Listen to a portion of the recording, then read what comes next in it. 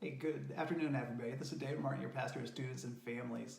And if you're joining us on Facebook or on one of our other social media outlets, I want to welcome you to our Bible study for today for our student ministry. And so we were getting ready to start a whole new series on Sunday mornings dealing with holy vocabulary, talking about words that are used throughout Scripture that maybe we need to take a little bit more time to look at and understand more fully as we look through the Scriptures. Today we're talking about the idea of holiness, and I was thinking about this concept of holiness. When the Bible is talking about God as being holy, He is separate. He is uniquely different than anything else and anybody else.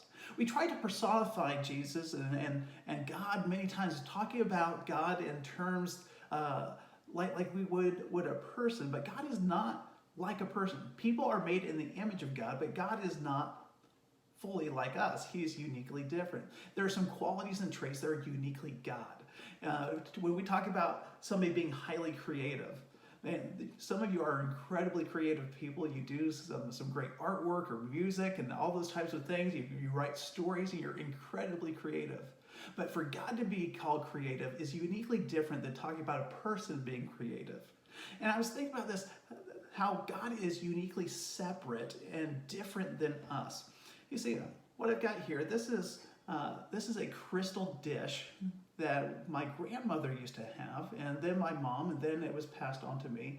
And this is made out of real crystal. And so we don't really use this a whole lot. We keep it in a cabinet, and every now and then we might pull it out. But for the most part, this crystal dish is uniquely different than everything else that we use in the house. Compare that to our Tupperware bowl here. We have used this, I don't know how many times, for leftovers, and you can kind of still see some of the melted rings of being heated too high. And we use this, and we don't really care. We'll throw stuff in this all the time. We'll throw tomato-based soups and whatever it is. It doesn't matter because this is cheap. We can find these anywhere. It's not unique. It's not special. But it serves its purpose. But this is uniquely different than this type of container. I'm not going to treat this the same way. I'm going to make sure that we take care of this uniquely different. And so when we're talking about this unique quality of God's holiness being separate and different than who we are, we need to have this mindset as we come into it. In the book of Isaiah, we're in Isaiah chapter 40, and we're going to start off in verses 25 through 31. And it says something like this. To whom then will you compare me, that I should be like him, says the Holy One.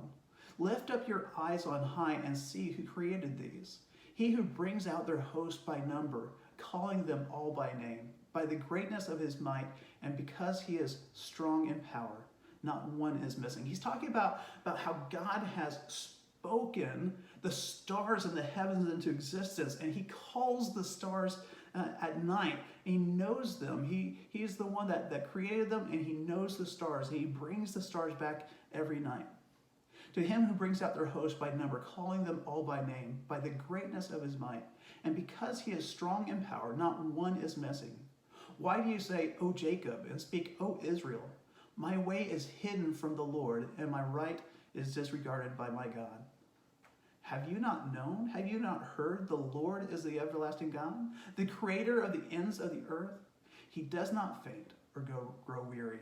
His understanding is unsearchable. He gives power to the faint, and to him who has no might, he increases strength. Even youths shall faint and not be weary, and young men shall fall exhausted. But they who wait for the Lord shall renew their strength. They shall mount up with wings like eagles. They shall run and not be weary. They shall walk and not faint. This is a great reminder from Isaiah as God is speaking to him, and he's speaking this to the people of Israel, letting them know and reminding them of his holiness and his unique qualities and traits. Who is like God? None, is the answer. There's no one like him. We can't compare him to Jacob. We can't compare him to Moses. There's no one we can compare him to. He says, my way is hidden. Who says, my way is hidden from the Lord, and my right is disregarded by my God? He says, have you not known, have you not heard? The Lord is the everlasting God, the creator of the ends of the earth. He knows everything about who we are. There's nothing that is hidden from him. And then he gives us this assurance, this promise that there are going to be times that we feel faint and weary, that we are exhausted. Listen, but they who wait for the Lord shall renew their strength. They shall mount up with wings like eagles. They shall run and not be weary. They shall walk and not faint. What a great word for us during this time to not grow weary and not to grow faint. That He is the one that's going to sustain us. He is the one that's going to carry us through. That even through this weird time of our lives, that God is the one that sustains us. I want you to continue to remember that idea. Down below, you're going to find a link to a video by Francis Chan, and he's going to be talking a little bit more about this idea of God's holiness and His glory. I want you to take a look at that. And then also attached to all this, there's a PDF of our study for today.